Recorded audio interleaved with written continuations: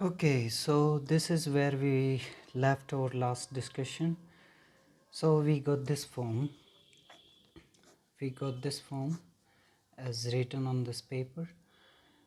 So what do we do now? So we have this chi to the power j common, and again chi to the power here. So we take it out. So in next expression I'm going to write j equals to 0 to infinite, and here we have a j plus 2 j plus 1 j plus 2, and then minus 2 az chi. Oh, okay, so this chi to the power 1 and there is a chi to the power minus 1, so power add होती है तो ये यहाँ पे काई, हम यहाँ पे जो बचेगा वो क्या होगा? अगर ऐसा सोचो, अगर काई टू द पावर 1 है और chi to the power j minus 1 है, तो इसको ऐसे भी तो लिख सकते हैं ना, काई टू द पावर 1 प्लस 1, क्योंकि ये पावर पॉजिटिव है तो प्लस 1 से माइनस 1 कट जाएगा और बचेगा क्या? काई टू द पावर जे। तो यहाँ पे भी काई टू द पावर जे ही बचेगा। और यहाँ पे एक और चीज़ होनी चाहिए, वो चीज़ है जे। ओके, क्योंकि जे यहाँ पे है, ठीक है, तो यहाँ पे है तो यहाँ पे भी होना चाहिए। मैंने लिखा नहीं पहले, वो अलग बात है, तो हम यहाँ पे भी लिख देते हैं। So now here J also exist, a J जो कि सबस्क्रिप्ट है, और ये जो multiplied by this J, and ये पूरा k minus 1 az, and this is only az, and chi to the power j equals to 0। तो अब एक चीज़ आती है कि इसमें से जीरो, ये पूरी की पूरी टर्म है जो जीरो के बराबर है, तो हम अब वही चीज़ करते हैं जो सेंसिबल हो, लॉजिकल हो, कि अब इसमें से कौन जीरो के बराबर होगा? Chi to the power zero j zero के बराबर हो सकता है क्या? या फिर ये जो पूरा एक्सप्रेशन जो हमने यहाँ पे लिखा हुआ है, ये पूरा का पूरा बड़ा सा एक्सप्रेशन है जो ब्रैकेट में है, ये ज़ीरो के बराबर होगा? क्योंकि काई टू द पावर जे एक फंक्शन है जो कि वेव फंक्शन में आता है, ठीक है। ये काई का फंक्शन है और काई किसी जे का फंक्शन है, तो eventually chi to the power j zero नहीं हो सकता, क्योंकि अगर वेव फंक्शन ही ज़ीरो हो जाएगा तो क्या होगा? हमें सॉल्यूशन ही नहीं मिलेगा ना, वो तो एक ट्रिवियल सॉल्यूशन हो गया जो कि हर दूसरी डिफरेंशियल इक्वेशन का होता है। तो अब हमें जो करना पड़ेगा वो ये है कि हमारे पास ये जो पूरी टर्म है इसको ज़ीरो के इक्वल करना पड़ेगा, ठीक है। तो हमारे पास जो टर्म है वो ज़ीरो के इक्वल होगी ए जे प्लस 2 सबस्क्रिप्ट में जे plus 1 J plus 2 minus J 2 J A J plus k minus 1 and az, this is equals to 0। तो अब यहाँ पे जो चीज़ें कॉमन आ सकती हैं वो चीज़ें कॉमन ली जाए, और जो चीज़ें कॉमन नहीं आ सकती वो नहीं ली जाए, ठीक है। तो ए जे दोनों में कॉमन है तो कॉमन ले लेते हैं, और हम यहाँ पे एक और चीज़ करेंगे कि दोनों में से माइनस कॉमन लेंगे, यहाँ से भी माइनस कॉमन लेंगे, यहाँ से भी माइनस कॉमन लेंगे। तो इसको काइंड ऑफ ऐसे लिखेंगे कि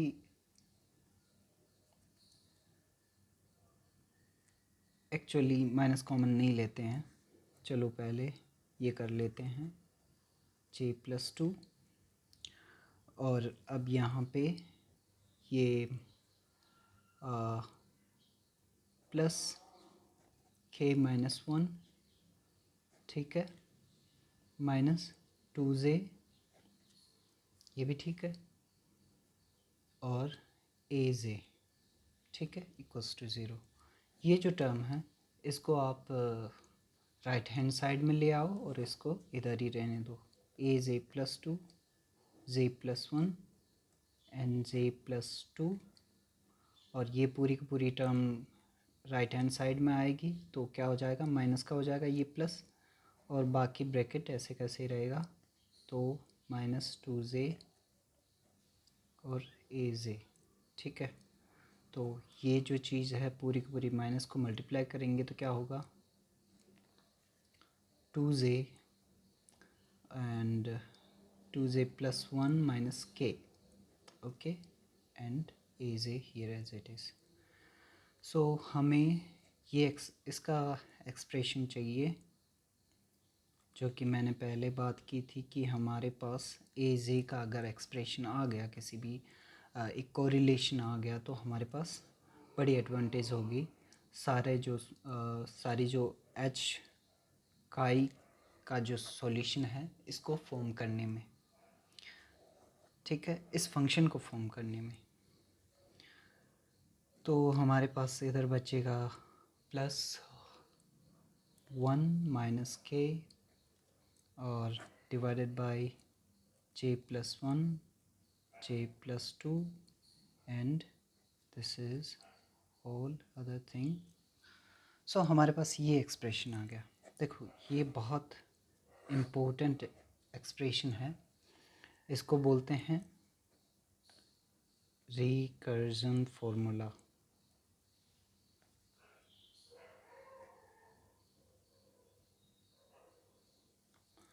और रिकर्जन फार्मूला से हम क्या कर सकते हैं, देखो हम इस चीज़ से, इस फार्मूले से क्या डिराइव कर सकते हैं, क्या चीज़ जो ला सकते हैं।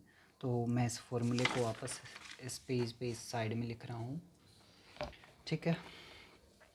तो देखते हैं कि इस फार्मूले का किया क्या जा सकता है। 2j plus 1 minus k and bottom side था 1 एंड j प्लस 2,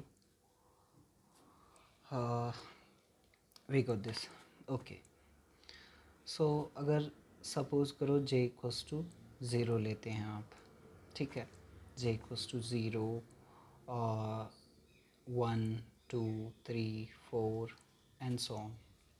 सो सबसे पहले 0 लेते हैं, तो 0 से क्या जनरेट होता है, a2, ओके। तो 0 यहाँ पे 0 रखेंगे, यहाँ पे 0 रखेंगे, यहाँ पे 0 रखेंगे और यहाँ पे a0 रखेंगे, ठीक है। तो ये यहाँ से k 1 माइनस k आ जाएगा और नीचे डिवाइडेड बाय 2 एंड a0। तो ये किस में रिलेशन आया, ये a2 और a0 में एक रिलेशन आ गया, यानी कि a2 divide by a0 is simply nothing but 1 minus k divide by 2। k क्या है यहाँ पे, कांस्टेंट है और कुछ नहीं, ठीक है, जिसमें एनर्जी इवॉल्व होती है। इसका जो वैल्यू है √2me divided by h crow square, something like that. तो इसका जो ये कांस्टेंट है, पूरा का पूरा टर्म k है जो, और हमारे पास सिंपली अगर आप कहें तो a2 का फॉर्म आ गया। अगर हमें a0 पता है, अगर हमें प्राइमरी जो टर्म होती है इस काई h काई, जो कि हमारा ये था a1 काई 1 a2 का स्क्वायर नो सोन। सो हमें अगर a0 का वैल्यू पता है तो हम a2 फाइंड आउट कर सकते हैं। अगर ऐसे ही a1 का वैल्यू पता है तो a3 फाइंड आउट कर सकते हैं। तो यहाँ पे मतलब ये फार्मूला क्या कर रहा है, जनरेट कर रहा है a0 की वैल्यू जनरेट। a0 तो हमें पता होना चाहिए पहले, प्राइमरी वैल्यू जो इनिशियल वैल्यू है वो पता होनी चाहिए, लेकिन a1 को हम ऐसे फाइंड आउट, इस फॉर्मूले से फाइंड आउट कर सकते हैं। जैसे कि ए, यहाँ पे जे की वैल्यू 1 रखो, तो यहाँ पे जे की वैल्यू 1 रखते ही यहाँ पे क्या हो जाएगा, A1 हो जाएगा, ठीक है। यहाँ पे क्या हो जाएगा, A3, तो A3 डिवाइडेड बाय A1 का रिलेशन आ जाएगा, यानी कि सिंपली आपके पास A1 का रिलेशन आ जाएगा। अगर आपको ये दो इनिशियल वैल्यूज़ पता हैं तो आप सारी की सारी जो ओड टर्म्स हैं, जैसे कि अगर आपको ज़ीरो की वैल्यू A0 की वैल्यू पता है तो आप सारी की सारी ओड वैल्यूज़ फाइंड आउट कर सकते हैं, A2, A4 and A6 such as. और ऐसे ही A1 की वैल्यू पता है तो आप सारी की सारी जो ये इवन वैल्यूज़ हैं and odd values find out कर सकते हैं, A3, A5 and A7 such as. तो हमें इसकी जो फॉर्म है वो मिल जाएगी इस फॉर्मूले से, right. Now we have this, so we can write this formula in this form, जो कि और कुछ नहीं है, जो कि साई का फंक्शन है। साई के फंक्शन में काई आता है और यहाँ पे e to the exponential e square something a square by 2 some power, ऐसा ही कुछ आया था हमारे पुराने एक्सप्रेशन में। मे बी इट्स रॉन्ग और maybe something else, I don't remember. So let's go through this and we have this h even chi plus h odd chi।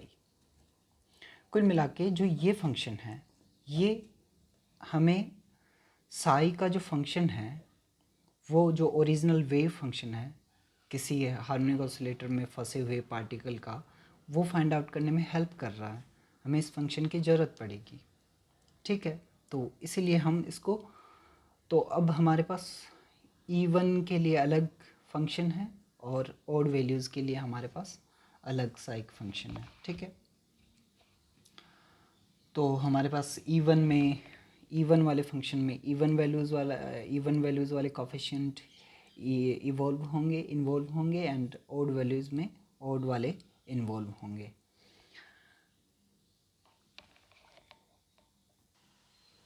Okay, so now we have this formula. So psi chi h chi and e to the power chi square divided by 2.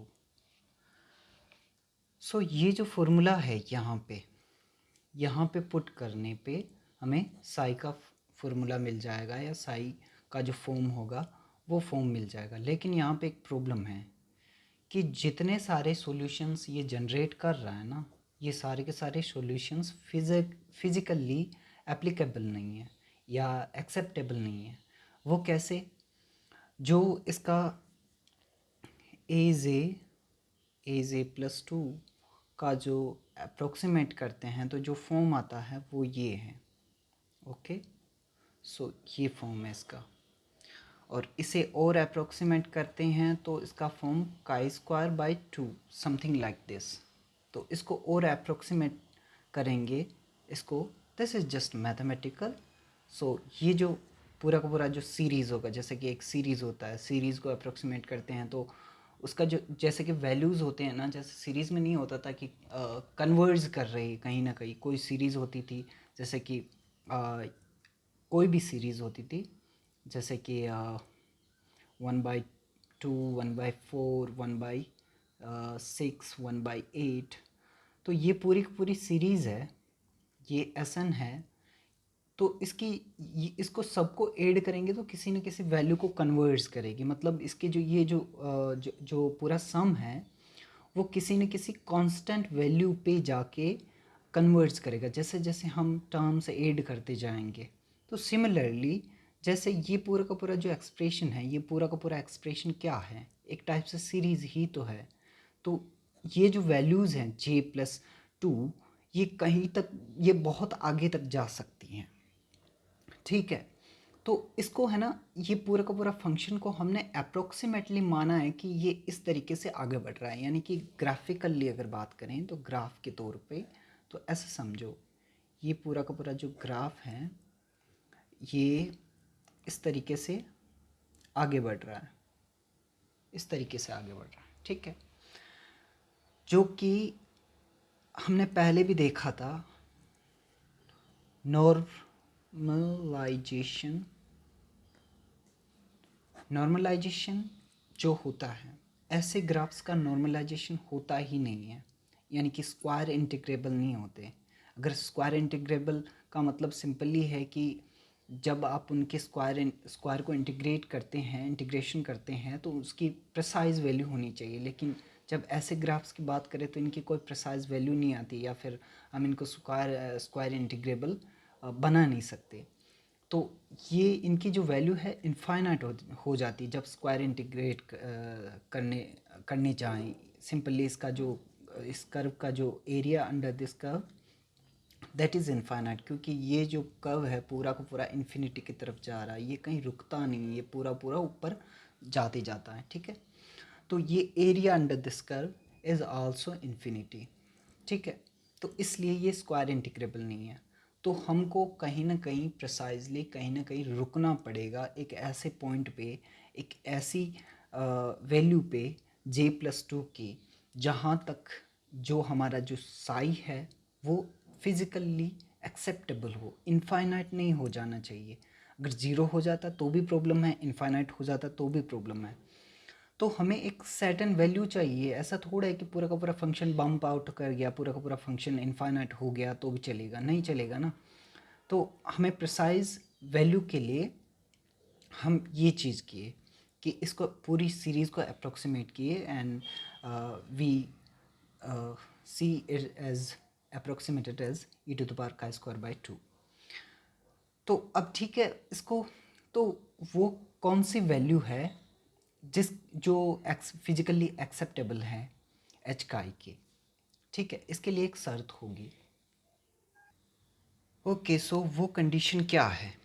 वो condition ये है कि जो हमने यहाँ formula लिखा है ना, ये पूरा a+2 का फॉर्मूला, इसमें हम k की वैल्यू को 2n+1 मान लें, और यहाँ पे n some value, just values, these are just values such as 0 1 2 3 4, or they can be anything, okay। so अब ये कंडीशन को अप्लाई करते हैं तो हमारा a+2 क्या बनेगा? सो a+2 की फॉर्म होगी such as 2j+1 minus 2n+1 and j+1 and j+2 as it is j+aj,